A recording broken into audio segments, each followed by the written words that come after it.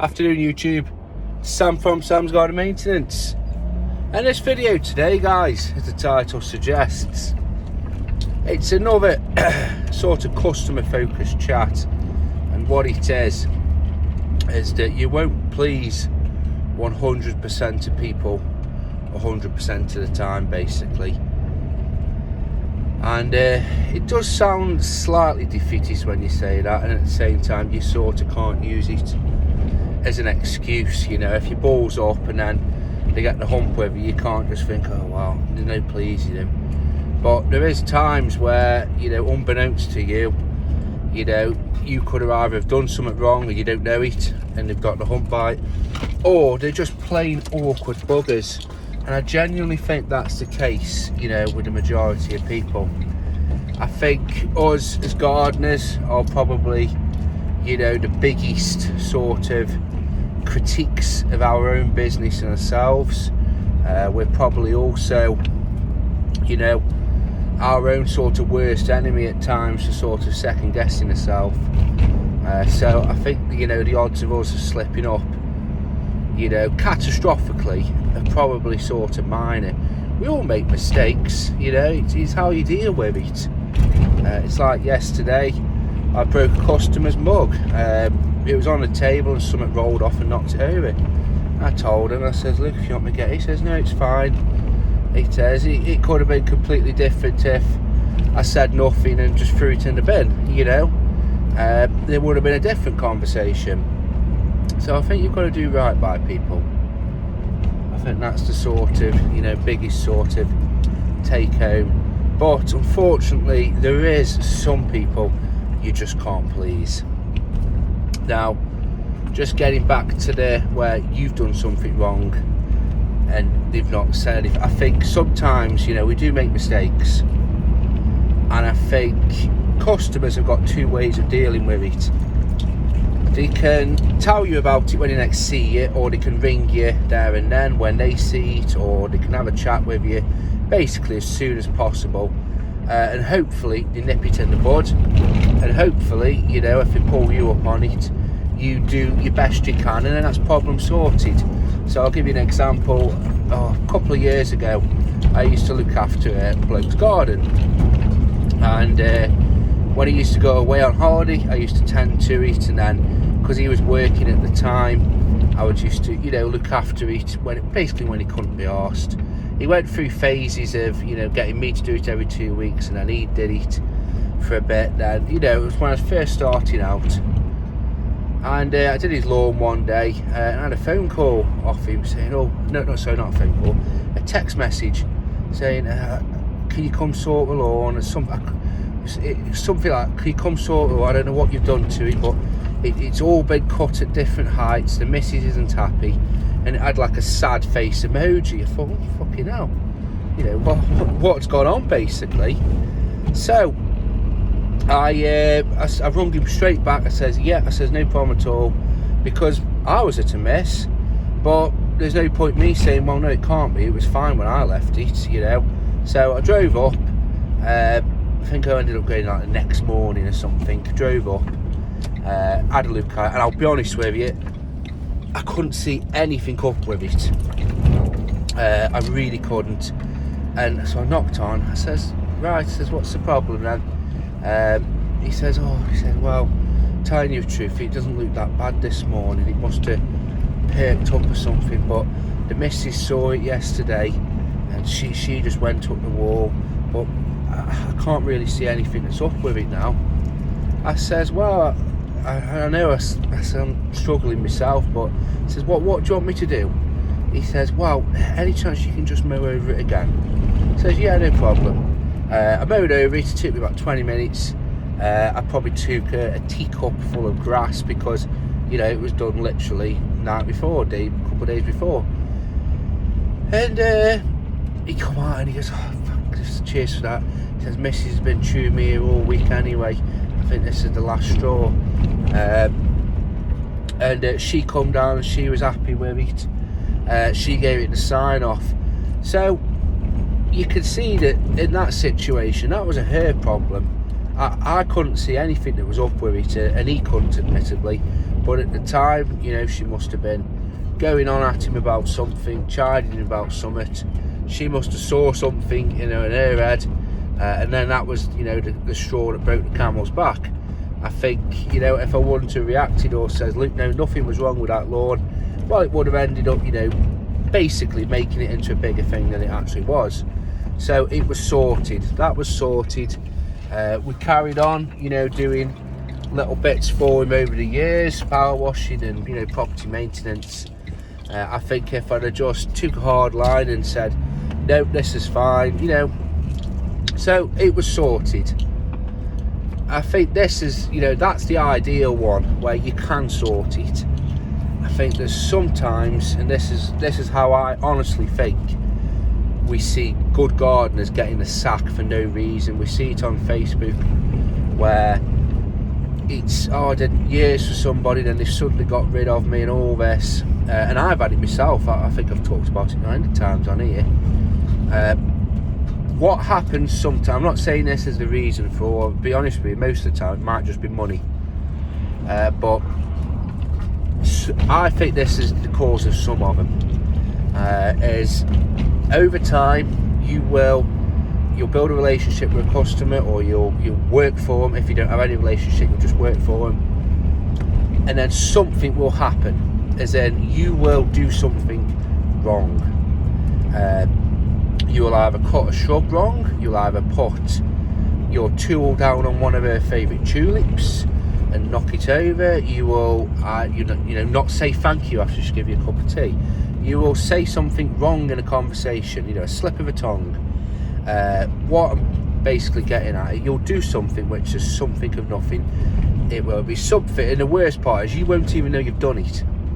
You won't, you'll just do something, you will, and it'll just happen. Now, the customer, really, and I say this to people that, you know, especially if it's long-term maintenance, I said, I have my way of doing things, you have your way of doing things. If it is that the way I do it isn't the way you want me to do it, tell me there and then. I said, then I can address it. Don't tell me, you know, 2 months down the line. Tell me there and then. And by and large, that works.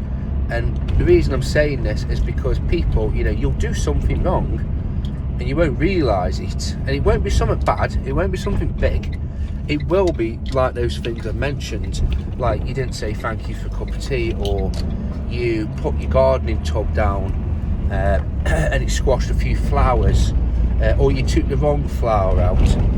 But what this will do in turn, this will set one of the customers off. So it'll piss them off, and it might piss the wife off, it might piss the husband off. But, you know, one of them, I don't want to say out, leave it, you know, and then that will be, you know, or they might not want to say anything, and then that will cause this to fester. So in their eyes, this will be the cloud over your name, and then what will happen, a couple of months down the line, you'll do something again, you know, completely thingy, and then that'll be another thing, and they'll fester over that, and then, you know, maybe the next time, or even the second time, you'll do something again. She's had a bad day, you know, she's probably been, you know, bingo or bitch and stitch or whatever, and they've had a moan at it, and she's come home, or he's been out with his mates, you know, and he's come home and he's seen something, and he's thought, right, you know, fuck him off, fuck her off, you know, and that would be, you know, that little thing you done, that will be the straw that broke the camel's back. And that's how it goes sometimes. I'll give you an example of this. I had it a few years ago when I first started my gardening business. I used to work for this little old couple. The lady who referred me to him is actually a friend of mine. I still speak to her now, and we still joke about him actually. And she actually warned me. She says, Luke, they're good, but they are funny buggers and they're nightmare people. But they will pay and they will have you. I says, no problem at all, you know, how bad can they be? And I'll be honest with you, they were fine. Used to go every 2 weeks, did the lawn, did whatever. And I was one time where I was on a week, I was on my PA1, PA6 course, and I rung them up to cancel the night before. I said, look, I'm ever so sorry. I says, I'm just letting you know I can't come tomorrow, but I can come the next day because I'm on a week killer course. I can't get out of it. Well, if you don't come tomorrow, don't bother coming again. And I was like, fuck me, I couldn't believe it. I could not believe it. It was totally shocked. And I remember the next day, because I was on the weed killing course, there was other gardeners there, and there was this old bloke there, and I was talking to him, and he said to me, he says, "Luke, you can't please people 100% of the time." I says, "Yeah, but I can't understand it. They've just sat me off." They gave me the option. He says, "You either come tomorrow or you don't come again." I says, "Well, if that's the case, I won't be able to come tomorrow because I've explained them on a course." Phone went down. So, it wasn't the best, and it is. I spoke to the gardener, and he says, "Luke, you can't please people." And then I saw the person who referred me like a couple of months later, and we got on. She says, "Oh, they've sacked you." I said, "Yeah." I said, "What did I do?" She says, "Oh, something about you cut some shrub back or some trailing thing that you shouldn't have done." I'm thinking to myself, because I do the grass on a 2-week, thinking that was pretty much at the start when I first went. So I'd cut something back, not decimated it, I'd just give everything a little bit of a trim, if I remember. But clearly it fucked them off. And instead of them saying something, there and then, they don't. And, they've let it stew and they've let it stew. And then that was the thing that broke, the camel's back, sort of. So that's it, really. I know it sounds a bit sort of bad, but, unfortunately, this is what we're up against, I'm afraid. When we used to work for people, we'd have one boss, co-workers. You didn't have to worry about co-workers so much. You had to sort of keep on the right side of your boss and, keep the work going and all that. But now, when you work for your boss, he had his own peculiarities, and you knew what your ways around him, shall I say, or her. But now we've got, say, 50 bosses that we all have to sort of, go around it in a certain way, learn, go about it and, different ways, treating people differently. And unfortunately, it does happen. And this is what I say, you will not please people 100% of the time. And it's always something of nothing, it is. And the key is, use it as a bit of reassurance. Some people are just plain awkward, funny buggers. They are. There's a reason sometimes people can't get gardeners, and there's a reason sometimes people don't have anybody to come and see them. I know that sounds horrible, but just think about all the customers that have been naughty to you over the years. As I said, it's going to happen, it's going to keep happening, but if 99% of your customers are happy with you, and it's just the one, and it's easy to let the one person bring your mood down. I had it the other day. Somebody they weren't happy with. They were at the time, they were overjoyed at the time, but there was something about it. They were complaining about the bin, saying, "Oh, the bin was very heavy, the brown bin." And I says to them, "Well, the thing is, there's me strength and then there's OAP strength, and I always have to sort of, raster that in." And I says to him, "Well, if you want me to put it all in the bin or put it all in the bin." So he knew, and I said, "Well, it isn't dead heavy," but I said, "It is heavy." I said, "At the same time, I'm only round the corner, so if you want me to put the bin out for you on the bin day, I will." Okay, no problem. So I come back 2 weeks later, and they were moaning about the bin. And because that job was associated with the bin, there was some, that they weren't unhappy with it, but it detracted from it. And I says to him, "Well, I did say about the bin." He says, "Yeah, well, we had to give the bin men a tenner to take it." I says, "Well, you shouldn't do that." I says, the bin's not overloaded, the bin's not stuff that shouldn't go in there. I said, it's their job. If they're expecting money off you or a tip, I said, they're going to be expecting it all the time. But there's just some people you can't talk with, and there's some people you can't sort of reason with, especially if you've got a bee in the bonnet. So I just let it go because it's the easiest thing.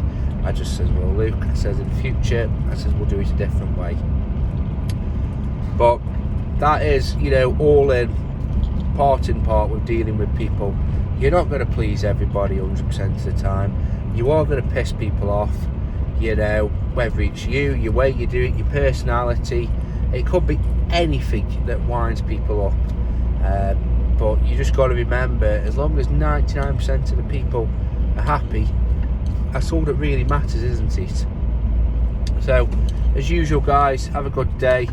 Keep on gardening, guttering, you know, whatever else you want to be doing. Just make sure you have a good time.